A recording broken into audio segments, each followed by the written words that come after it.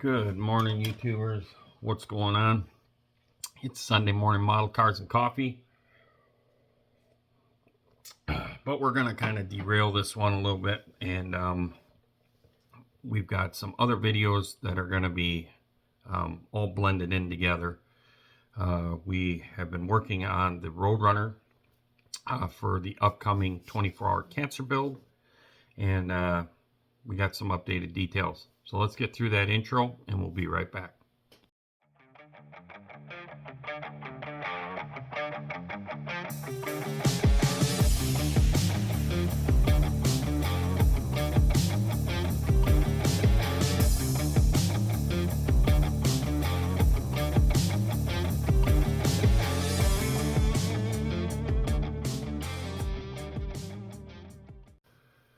Alrighty, so we're back. A lot of you know that we got a air compressor from Gallery. It's their mini box turbo portable deal.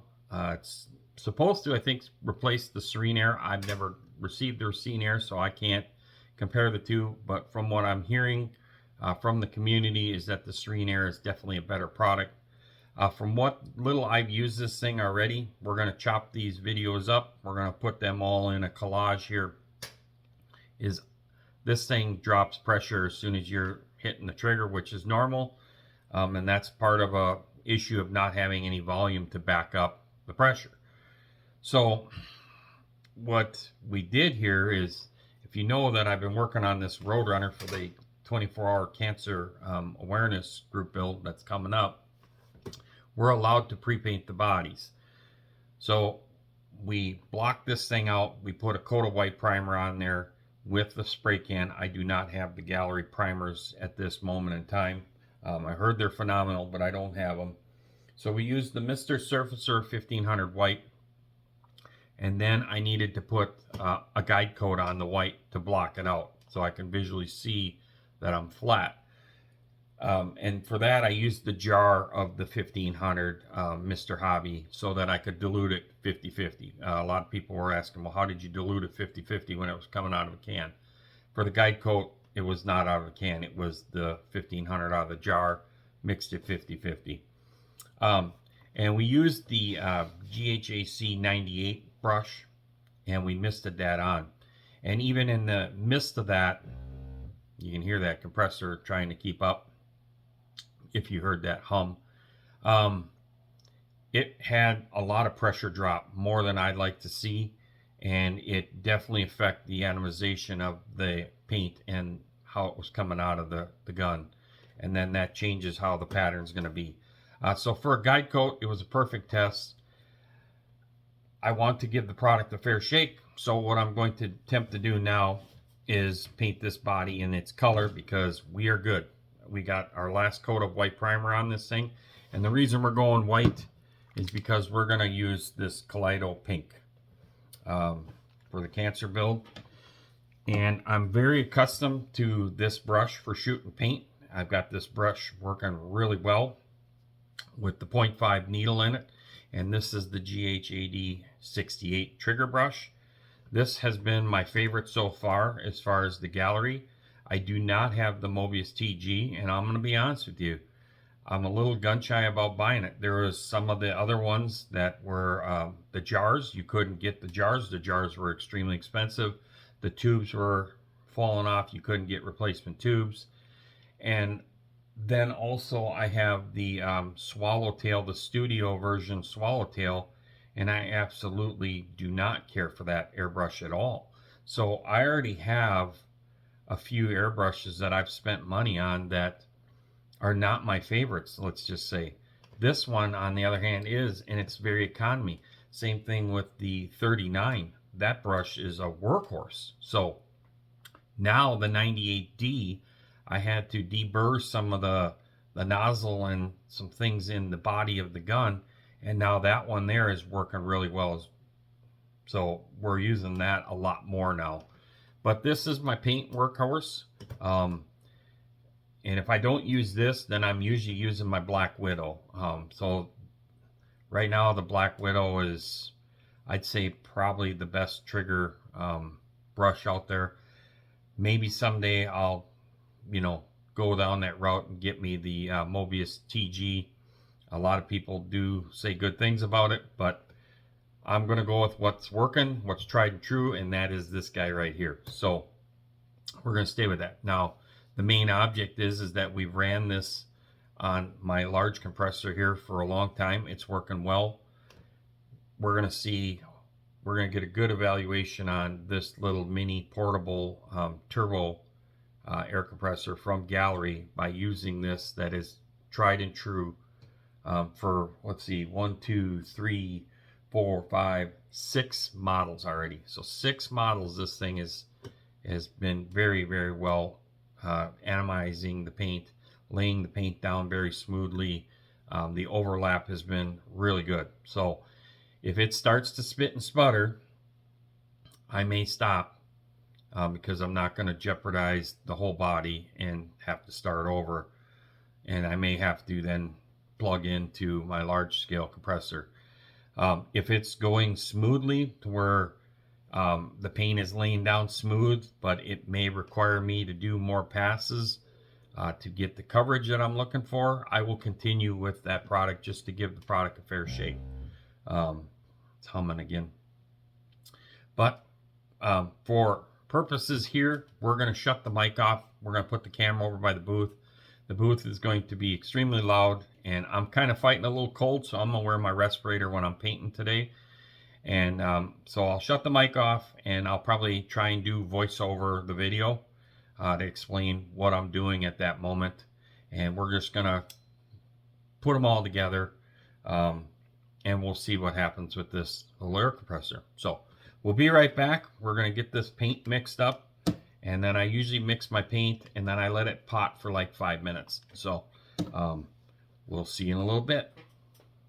All right, so we're sitting down at the bench. Let's cut this guy open. I want to see, since we're going to keep these videos a little shorter. A lot of people complain about the long videos. So let's cut this box open and see if we can get this out. They do have nice packaging, so you get their quick start guide with it, which I'm sure you've seen with other channels. Get the foam off of here. This thing has got some weight to it. It really does. Very nicely wrapped. Let's open this up. These baggies. Very nice compact unit right here. Like I said in my last video, these hobby grade air compressors, I'm not a fan of. I really am not.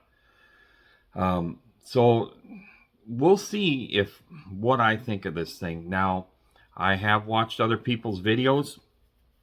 I know a lot of people loved the Serene Air. I believe that's how you said that one, the previous one. I did not get that package when that came out about a year ago because I have a lot of the Badger on-demand air compressors from back in the day. I have some of the Daytons. I have quite a few different ones over here, and there's lots of issues that I have found that I don't care for. That doesn't mean that it won't work for a lot of people, but myself, I have learned a lot of mistakes from painting one-to-one stuff, the go-karts, all that stuff with the system that I have out there. I mean, I have air dryers, I have all that stuff out in the big shop. So when we got into model building and I started using an airbrush on there, I started seeing problems that I was having. Some of it was human error, but a lot of it too was consistency, and that's something that you learn over time. And you need to have consistent air pressure. And when you set air pressure, you need to set the air pressure at a flowing rate, meaning you unlock your regulator, you take your airbrush, you open it full throttle, and you set your air pressure to whatever your desired pressure is. If you're shooting for 18 psi, you have that thing fully flowing, and you turn the regulator to 18 psi on the gauge. That is a consistent 18 psi. You want the flow rate, not just the airbrush is plugged in and you turn the knob to 18. That's not 18 pounds. As soon as you pull the trigger back, you're going to drop down 1.5 pounds on an average, depending on your system. So the big thing that I've heard with this thing is that this thing will drop drastically from where you're setting. Now, if that is the case, again, this is exactly what I say when you cannot rely on these little hobby grade, demand, on-demand air compressors to have consistent pressure.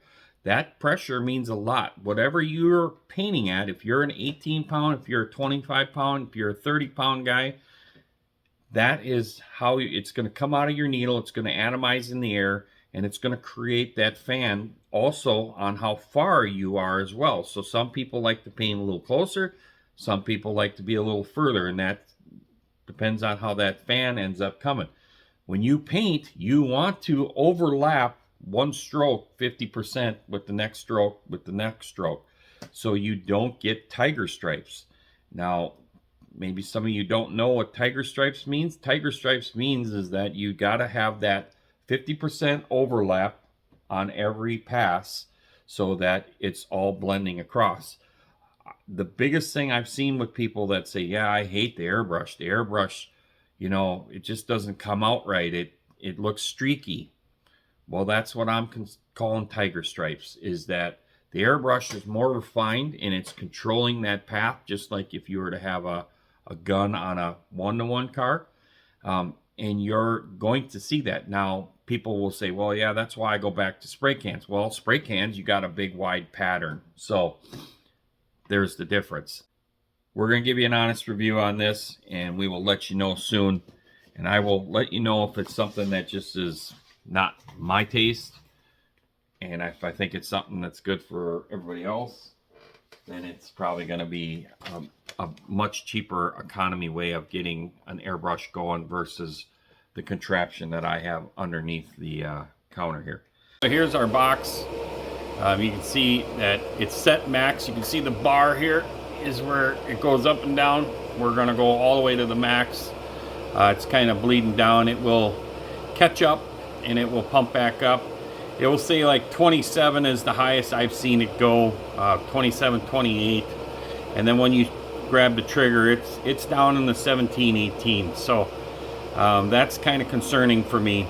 But we've got our paint potting. Usually give that 5 minutes. We have sprayed the floor, so we've got some moisture on the floor to kind of control any dust. And we're going to set you up, trying to get you the best shot possible here. Hopefully I don't block the camera too bad. We need to definitely put like a camera right here facing the booth, and I got a feeling that these videos are going to be more than normal. I think a lot of people have concerns with painting, and I get that, right? Painting can be the confusing thing. I use the 3M mainly for clear, but like I said, I'm fighting a cold. Any kind of solvents, you really should be using this. I think you should use this, period, especially if you got any health things or you don't have good ventilation. This booth works really well for how I'm venting this out, and it's got a good draw. So you can always test that with paper to see how fast the paper pulls towards the filter too. If you have a weaker motor or you got any kind of restrictions in how it's going outside the room. So we're going to pause this again. We're going to get the paint ready. We're going to mute the mic, and we'll go from there. Be right back. Alrighty, let's give her a go. Alrighty, so we're going to start to spray. We always do underneath the edge here and the wheels, kind of like jamming a real car. I'll do right underneath that roof line. I'm going to do under the nose here. Same repeat here on the other side. This is a really good process to get used to before you start laying your color, kind of get that in there and then even underneath the windshield, the back window then too. And then being that the Chrysler product stuff all this tin in the inside engine bay, I like to have the same color as the body, so we're shooting that right now. And I sometimes will let this sit for a little bit, just a couple, 30-40 seconds before I start laying any kind of layers on the other. Kind of look it over, see if I got some coverage. This hose is starting to bug the heck out of me. That's in the way. I'm starting to realize it's in the way of the compressor or the camera here. So I think I'm figuring out I'm going to unplug it down bottom, get that out of the way. That's my secondary hose. Like I said, I'm not used to doing a lot of filming from the paint booth. So here we are, we're going to start doing our layers. I like to go from the top, or from the bottom and roll myself up to the top, and then start going across, and then I will rotate the body sometimes and then just go down. Being this is still the first coat, I'm just gonna go over it. As you can see here, I'm going past the body with my path, so I always go past in between the strokes so that you're getting a nice even coat and there's no chances of getting a run spot in the top of the trunk or the quarter or the fender. Always go past your part that you're painting. So now we're putting a little more paint in the gun here. I think also I'm looking at the hood. Alright, so now we're getting ready here. We're going to start doing the underside of the hood here, getting the edges of the hood, and then I'll start and I'll roll over to the top side of my surface. I can't stress enough to make sure that you guys go past the part. That's the best way to do that. Go past the part, and don't forget to try and keep the edges in tone and blend as well. Otherwise everything is going to start having a lot of shadow effects, and you're going to have different colors and tones. So we're going to stick that in the oven now. Probably going to grab, let's see, what am I grabbing next here? Or I'm going to let that bake. I must be letting that bake for a little bit. Sometimes I'll do that depending on how the paint's laying down. Okay, this here is the back taillight panel. I decided to shoot this separately instead of gluing it in the car and painting it all, because there is a really good sized lip there, and I felt that if I shot the lip on the back of the body with this in there, that I would probably get a lot of caked up paint on this thing, and I just didn't want to deal with that and then lose the detail. So generally I like to glue all my parts that are getting painted to the body and make sure everything's fitting and no chances of glue, but in this case we're gonna glue it afterwards. We'll scrape the surface where the paint is so that we get a good bond with our glue. We're gonna go back at this with our second coat now. Again, starting from the bottom, rolling my way up the top of the body. I'm putting a little bit more of a heavier coat. You can see there's some slowdowns in the middle of the strokes, and that is part of this pressure drop that we're seeing with this thing. I can't consistently go the rate that I'm comfortable with. Again, everything is about comfort, and I'm seeing that the pressure is fluctuating here, and I'm having to adjust the speed of my strokes, and that really takes me out of my comfort zone, and it also can screw over my ability to overlap 50%. I can't explain enough or express enough how overlapping 50% on each pass really eliminates any tone variations and keeps a very consistent color and tone with your paint, especially lighter colors like this pink or a lime green or yellow. A lot of people have really always asked me questions on my duster with the yellow, if the yellow really fought me, and when you start to dissect it, you see that people are not focusing on a 50% coverage between the passes with the lighter colors. So I'm starting to see there's tiger striping going on, so now I'm going against the grain, if you want to call it, across the roof, because the roof and the trunk are going to be the first areas you're really going to see that.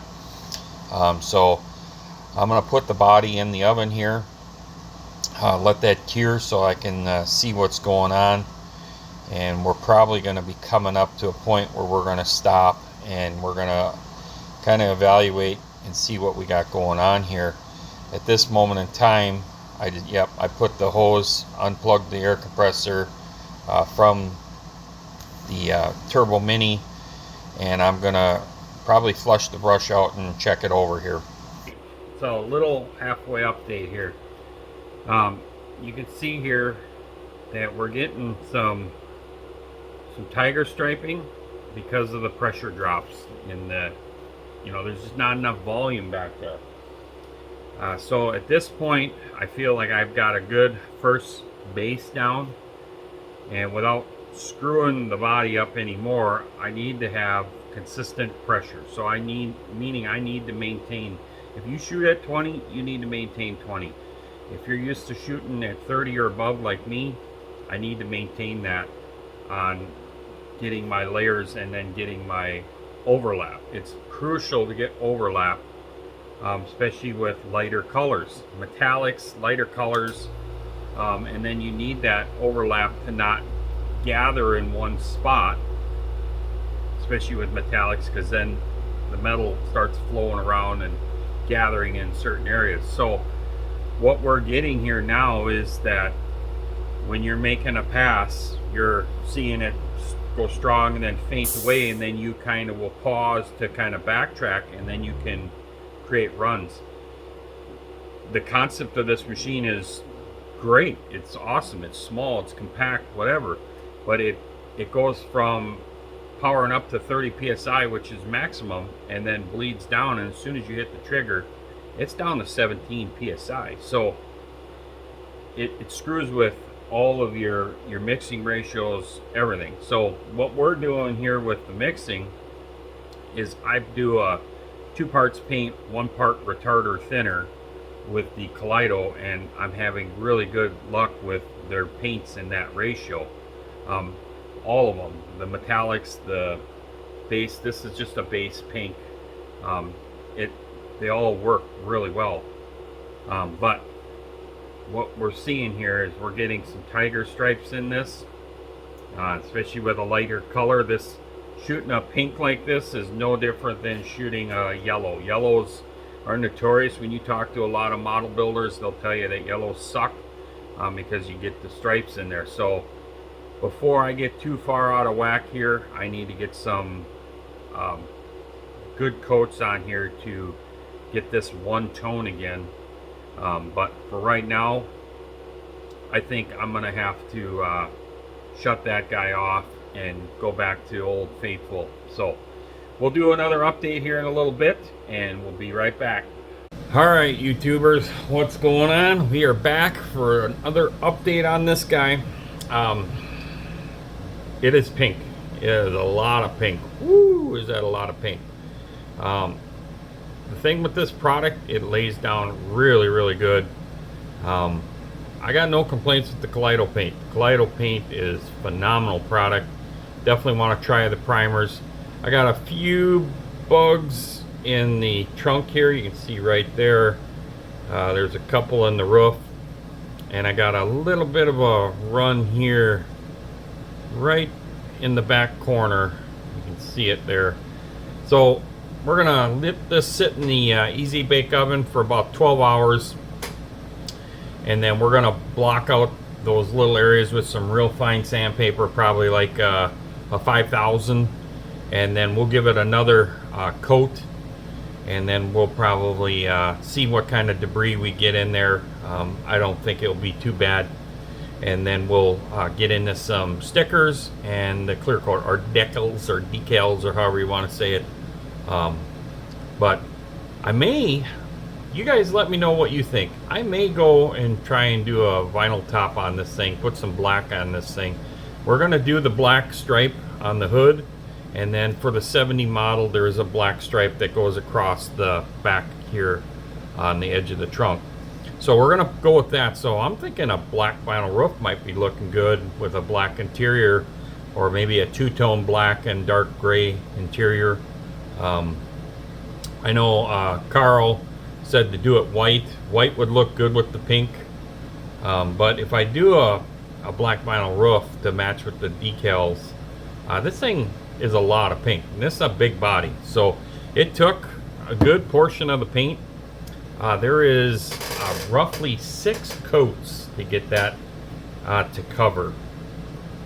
I don't think I would have had to do that many coats with a like an automotive grade paint, but nonetheless it is very light. It's pink, and you got to get some coverage on there. Now the main topic of this video is this guy right here. I'm on the fence with this thing. I think they missed the boat on this. When you look on the back of the box here, you can pause that.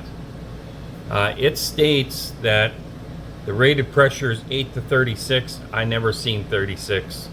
And then it's got a maximum pressure of 48. I'm telling you, that number never hit even when it's at idle and stops. So it does not stop at 48. It does not get past. The highest I ever seen it as it charged back up and I was done using the gun was 33. So to me, I would say that this product is a failure to what they're rating it at. The drop off is huge. So if you get this thing set to the highest, let's just say 33 was the highest that this unit was producing, and you pull the trigger, it will go from 33 down to 17. And it's not consistent. And as I was first doing the first coats there, and you've seen in those videos that I had to switch, it was tiger striping really bad because it was not staying consistent. And when I paused the camera after that first coat, put the body in the oven to let that coat dry out good, I did some testing and watched the pressure, and just as I was holding it, the pressure was fluctuating and dipping down and dipping up, and it's always trying to catch up. So without opening it up, I don't know if there's a little storage tank in there. The next thing that I guess I would test with this would be to build a storage tank and mount this on top of a tank and have it fill the tank and see if it would maintain, say, 25 psi. I don't think it would ever maintain 30, which is what I like to do. I think realistically, for traveling around, this thing is very compact. It's very simplistic. For figurines, for Gundam, maybe some military stuff, this thing would be probably phenomenal. For automotive, when you're trying to get a nice flat layer, this is not the guy for you. Just saying, even if you shoot at 18 to 20, I don't think this is the guy for you. It won't stay at that, even at full crank. It will not stay at an even keel 18 or 20. And you can hear the pressure, and you can see it, the paint changing how it fans out of the tip and then coning back and expanding and contracting. So I think for detail work, this thing was probably awesome. For putting at your bench, and maybe if you had a little, I've seen guys do like a damp catch towel, and you could probably paint your motor blocks and stuff like that. It's probably phenomenal for that type of thing. You could take this on a trip, buy a model somewhere, buy a can of spray paint, do the outside body with spray paint, and use all your little jars and stuff with this thing, and it'd be a great travel deal. Not sold on doing the bodies.